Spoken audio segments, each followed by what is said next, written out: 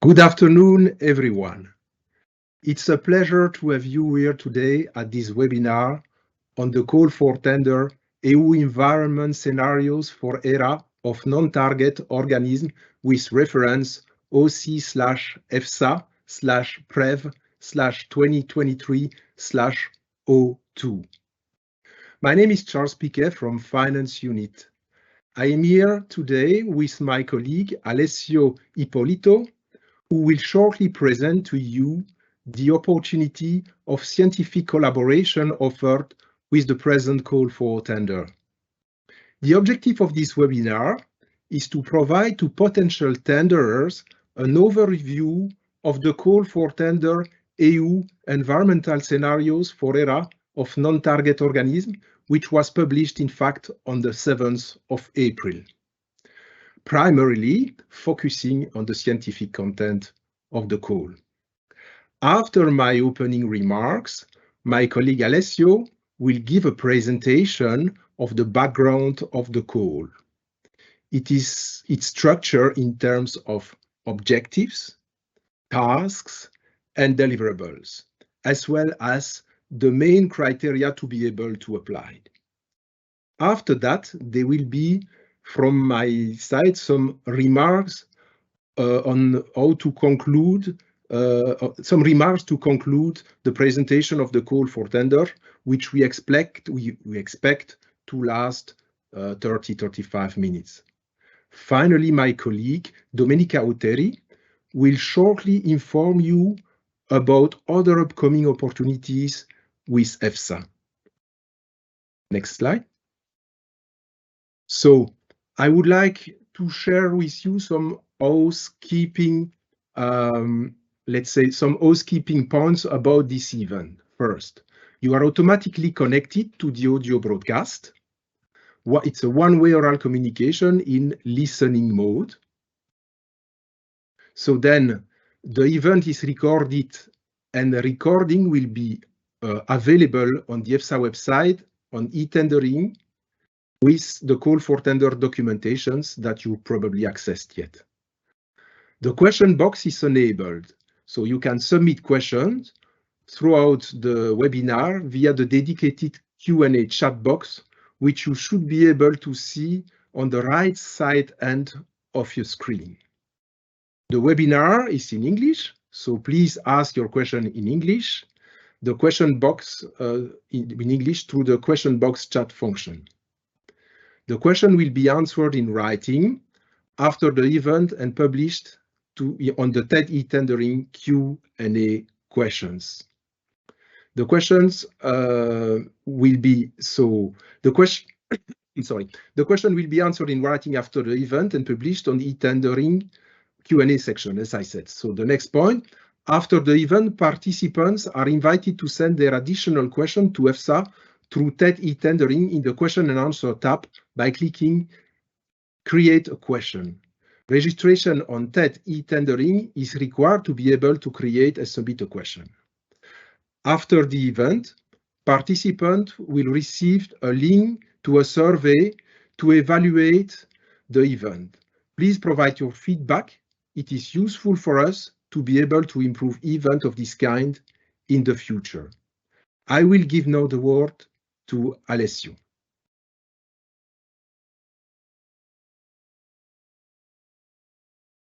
Thank you, Charles, for the introduction. I will try to take you through some aspects of this call. We'll start with some background and the overarching goals. So basically why we launched this call. Then we'll have an overview of the specific tender objectives. And after that, I'll take you through a more detailed description of the individual objectives in terms of tasks and deliverable. I'll try to illustrate the overall process, the timeline at EFSA we envisage, and finally I'll give you some more information on the selection and award criteria. Now, some background. The environmental risk assessment performed within the authorization process for plant protection product, in theory, should be able to predict risks over large geographical areas. That is, in some case, over an entire country, over regulatory zones. And what we do at EFSA over the entire EU as well. In fact, it's well known that the nature and the magnitude of the environmental risks are very much influenced by several factors, these being biotic or abiotic factors, which are not fixed. They are variable in time and space. So the two pictures are there to remind you of the difference you may have in a landscape. So you can have a situation where you have fields that are surrounded by nice forest or anyway natural or semi-natural habitat, and a situation like the one on the right-hand side where you have only fields with very little natural and semi-natural features. So those two landscapes are not the same, obviously. They will differ in terms of species being present, their vulnerability, and so on. So these will need to be addressed. And in fact, one of the main reasons why we wish to have this goal, this tender, is to account for context-dependent factor, which is really pivotal for developing future methods for the environmental risk assessment. There is already a mismatch if you think about it, because as I said, their assessment should address the risk for large geographical areas like for the whole EU, but most assessments are performed at small scale, and that is field, edge of field, or anyway, landscapes that are not as big as an entire continent. And now performing ad hoc assessment for each specific context in the entire EU does not really appear to be a convenient solution. So the compromise in this sense is to use scenarios. Scenarios may help considering the most relevant combination of drivers for the risk without getting into impractical site-specific assessment whose sheer number will be really, really impractical. So we wish to achieve this definition of scenarios in order to maximize the relevance and the realism of plant protection product risk assessment in the context of the EU agriculture. And the focus of the score will be on terrestrial environments. We will be collecting also data for the aquatic environments, but for the aquatic scenario already exists, at least for the exposure phase, which will need probably in the future to be further developed in order to align with the, let's say, the risk part and the biotic part, but this is not the scope of this specific project. This project will focus, as I said, on terrestrial environments and specifically on cropped areas and also field margins and other semi-natural areas in terrestrial agroecosystems. So what are the overarching goals we are aiming to achieve with this project? First of all, we would like to align the condition for the exposure assessment and the risk characterization, and these conditions being, for example, linked to spatial and temporal aspect as well as ecological ones. We also wish to define baseline conditions that could be used for either specific assessment, but also for SPG derivation. So this could be interpreted also as preparatory work for future specific protection goal derivations. One of the main problems that have been highlighted in the use of population models in the context of regulatory environmental risk assessment is that they lack a definition of the context in which they're running. So in fact, they lack scenarios. So one of the main consequences, let's say, of developing scenario is that we hope this will provide also context for running simulation with population models. And finally, one of the things that is often discussed at the EU level is how to extrapolate finding in higher tier studies. So for example, field studies to different sets of conditions. And we hope that with the definition of relevant scenarios, we will be able to address better the issue of representativeness and higher tier and extrapolation of findings for higher tier studies. Now, an overview of the objectives. This tender is composed basically of 4 main objectives. The first one is very much linked to the landscape structure in particular. So it will focus on the collection of georeference data for field margin and other semi-natural landscape elements. Objective number 2 is more, let's say, on the ecological and biological part, and it will focus on the characterization of habitats in agroecosystem and the vulnerability of biological assemblages in fields and semi-natural landscape elements of fields. Objective 3 will basically bring together the finding of objective 1 and objective 2 into a definition of environmental scenarios, while objective 4 is some sort of building upon what's been defined from objective 3 and laying down, let's say, the foundation for future work. And these are, for the time being, what we're aiming is to take stock of what is available in terms of food web ecological interaction models and their use in environmental risk assessment of plant protection products. Just to remind you that this is a single call, so there is no division in lots. It's a quite ambitious project, and the maximum value for the call is 6 million euros. And in view of the diversity of the objectives as they are presented here, consortium creation is not only possible, but also encouraged. So diving more now in details of the different objectives. Objective 1, the one related to the landscape structure, let's say, is divided in 6 sub-objectives. The first one is sub-objective 1.1, is the definition of tier 1 geographical clusters. So the idea is to perform an analysis of the entire EU agricultural land with existing data in order to identify tier 1 cluster or similar agricultural landscape. Sub-objective 1.2 focus on the collection of data for aquatic environments. As we said, it's not the main goal, but we still want to collect data, specifically on identifying typical water bodies in agricultural landscape per each tier 1 cluster as defined in sub-objective 1.1. With sub-objective 1.3, the tenderer will identify location on which a more in-depth analysis will have to be performed. And that selection will need to consider several strata, including tier 1 cluster and presence of water bodies, but also other aspects that are not summarized here. Once these locations are identified, then in sub-objective 1.4, the tenderer will have to produce high-resolution mapping of these locations. So to really map with high resolution the landscape features that are presented, that are for these locations that have been selected. This objective goes hand in hand with sub-objective 1.5, which foreseen fieldwork, field survey, that could be used for either producing this high resolution map or to validate high resolution map produced in other ways. Sub-objective 1.6 is the final one for the objective 1, and it's basically resulting in the definition of tier 2 landscape cluster. So integrating the information from the tier 1 cluster with high resolution information on landscape structure to produce tier 2 clusters.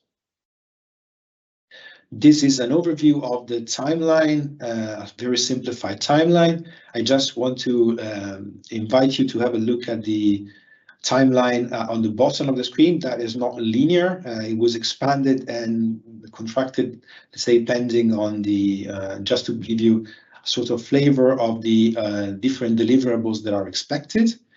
So we will request for sub-objective 1.1 and 1.3 the description of the methodology in a protocol beforehand.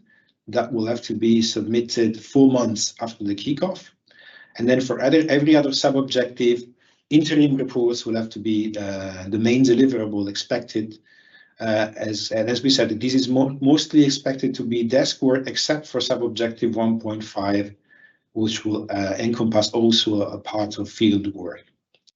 The entire objective 1 will start basically with the kickoff, and the final interim report of this objective 1 is expected to be received 30 months after the kickoff. Now moving to objective 2.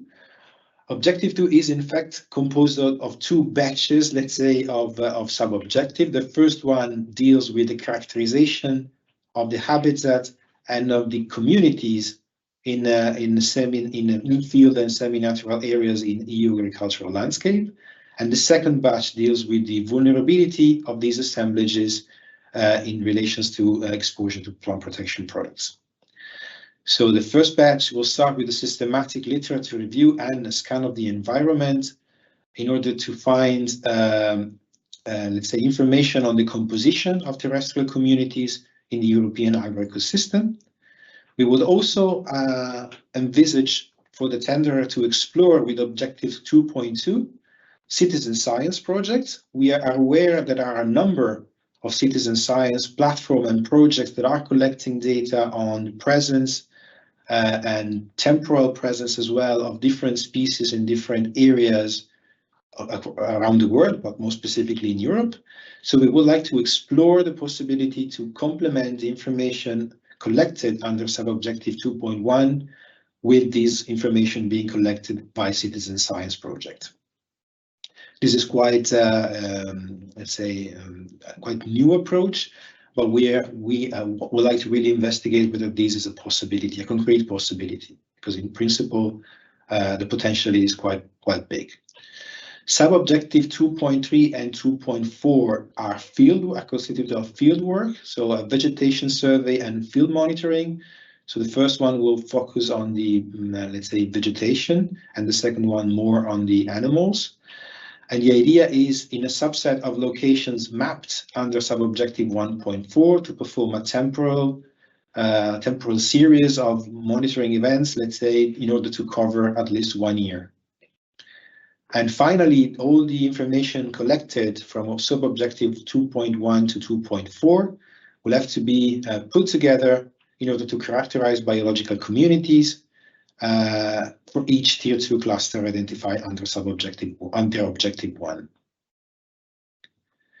With the second part of Objective 2, we focus on the vulnerability aspect, and we'll start again with the systematic literature review in order to extract relevant traits and existing ecotoxicological information that are relevant for the assemblages as described under the first part of Objective 2.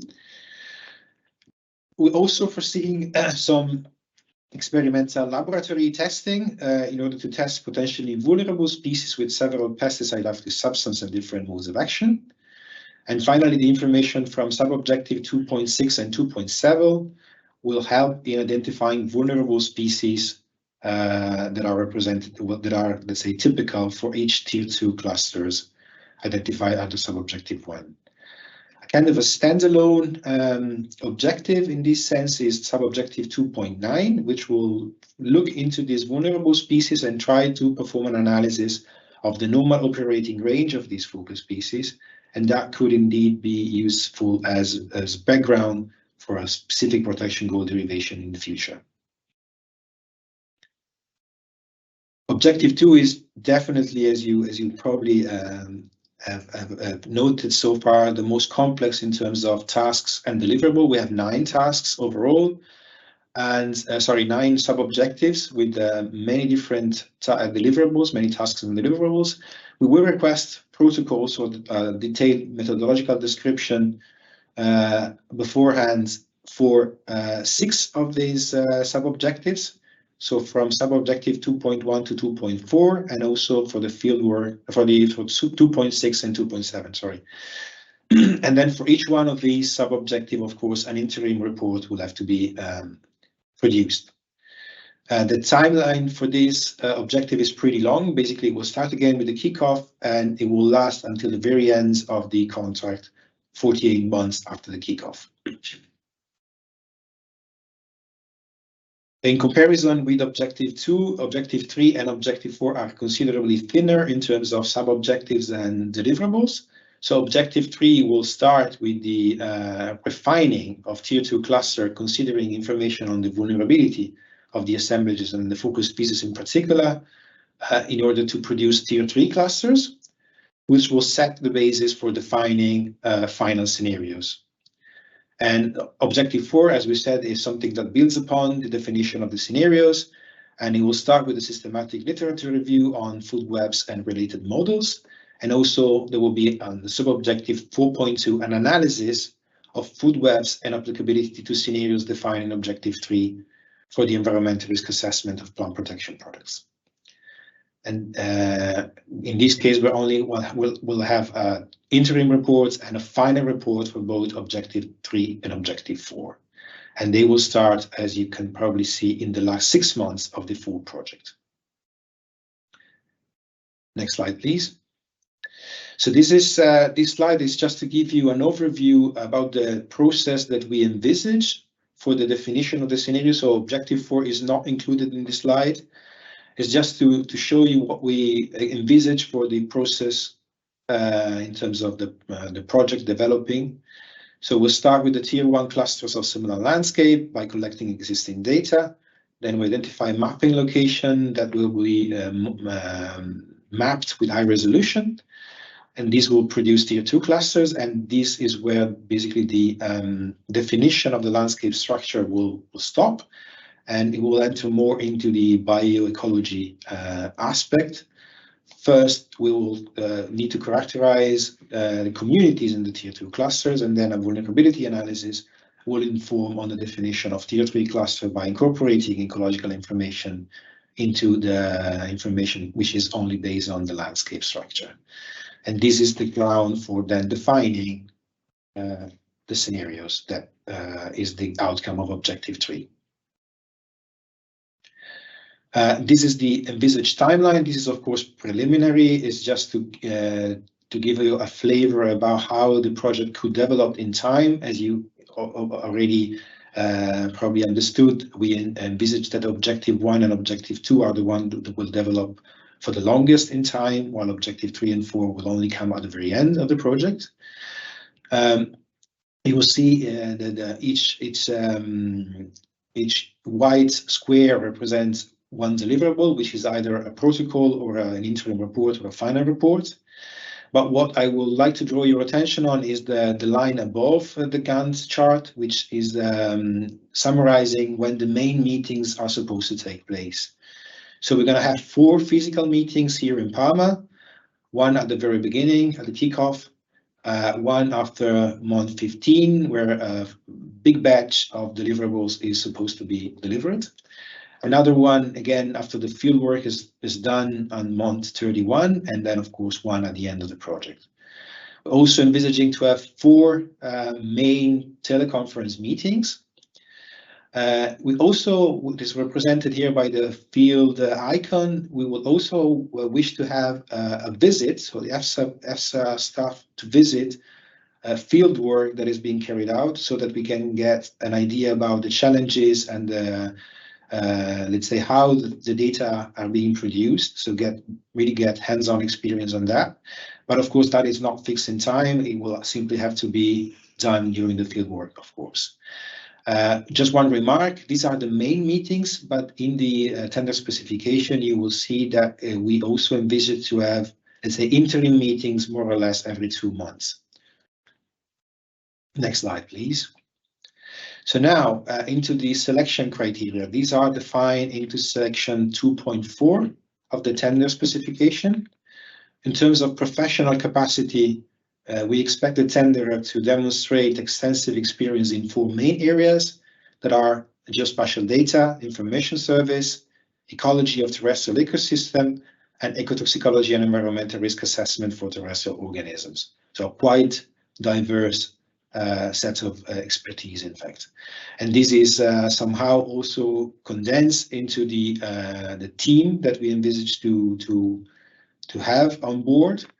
And this team will have to be composed as a minimum by 1 senior expert with 10 years of experience in project management, 2 GIS specialists, 2 experts with experience in spatial data analysis, 2 land survey technicians, 5 experts in ecology and taxonomy of terrestrial organisms, 3 experts in botany, 3 experts in agronomy, 1 per regulatory zone, 2 senior experts and 3 junior experts in ecotoxicology and environmental risk assessment, and finally 1 expert in ecology with reference to food webs and other ecological interactions.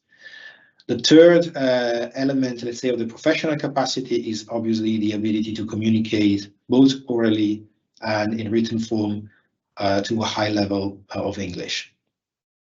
At the level of organization, the technical capacity that we request is to have access to relevant databases, to performing literature search, and to a range of public resources in order to investigate ongoing projects, having access to regional geoportals and so on. Have in place an architecture for digital collaboration that includes video telemeetings facilities for meetings, and also a common documents management system for simultaneous handling of documents. Also have access to sufficient computing capacity to run up-to-date GIS software for elaborating large amounts of data, the necessary equipment to perform fieldwork and to displace it if there is the need, and finally have access to state-of-the-art laboratory for carrying out ecotoxicity testing and analyzing pesticides in different environmental matrices. Now for the award criteria, which are specified in section 2.6 of the tender specification, we have three main areas for assessing the quality. The first one concerns the methodology proposed for the implementation. The maximum number of points to be achieved is 45 out of 100, and the minimum requirement in order to be considered for the award is 27 in this area. 30 points as a maximum will be attributed to project organization, and the minimum in this case is 20 out of 30. The last area for the quality is the risk identification and management with a maximum of 25 points. No minimum has been selected for this specific area. The actual award will be delivered in terms of, will be assessed in terms of best price quality ratio. It's a formula on page 37 of the tender specification. And this is just to say that obviously both the price and the quality will be accounted for, but we'll give a more weight on the quality rather than the price. And having said that, I will thank you for your attention, and I will pass the floor to my colleague Charles for giving you a bit more details and concluding on this call. Thank you. Okay. Thank you, Alessio. We are heading to the conclusion of the call for tender presentation. So as mentioned earlier, the question will be answered in writing publicly via TED e-tendering question answer section. Any further question that you did not have a chance to ask today, or that you will come up with during the reading of the documents in the coming days or weeks, you will be able to ask again via TED e-tendering platform. So the recording will also be available on the EFSA website and on TED e-tendering, alongside the call documents, so tender specification and the annexes. So as you probably access the tender specification, the draft contract and the annexes, so the recording will be available there. I would like to remind the deadline for submission of the call for tender, which is the 30th of June 2023 at 14:30 Central Europe Summer Time. So it is very important to keep in mind this date, 30th of June, 14:30 p.m. So thank you very much for your attention, and good luck if you decide to apply on this call for tender.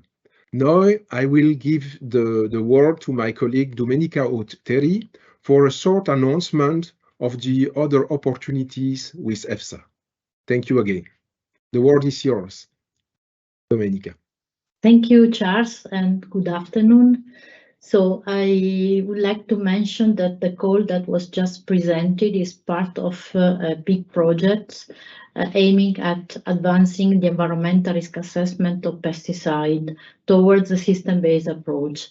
So we will have other opportunity for collaboration under this multi-annual project, and specifically the next opportunity will be a call for a grant for developing criteria for a risk assessment methodology for pesticide of plant protection product of low concern. So this is because there are, for plant protection product of low toxicological profile, the risk assessment can be simplified and be a bit faster. So the scope of this project indeed will be to develop criteria which might allow to identify the cases where data are not needed and when a risk assessment is not needed, or alternative method for exposure and hazard assessment are needed. So the value is 500K and is a grant, so it is addressed to Article 36 organization, and this will be launched before the summer. So next, please. So the next opportunity is a framework. So for a number of projects that or activities that we have already identified, but not limited to those we have identified, we want to establish a framework partnership agreement. And we are going to launch a call for this already also before the summer. So the aim is to collect and generate data enabling the integration again of elements that will be developed under the call that was just presented and ecology. So we want to increase and gain knowledge on the exposure via also measurements in the field, and identify innovative tools for assessing the risk assessment of plant protection products like population and models. So, and this is more or less the general areas, but there are many sub areas that will be identified under this framework. There is a survey open, so we would invite you to reply to the survey, because this would help us to shape the goal. The maximum budget is 11.2 million. The framework will long last 4 years, and in this case, consortia are mandatory. So with this, I think we can close the meeting. I would like to thank you for your attention, and I hope that you can collaborate with us and help us moving this big file ahead. So thank you very much for your participation.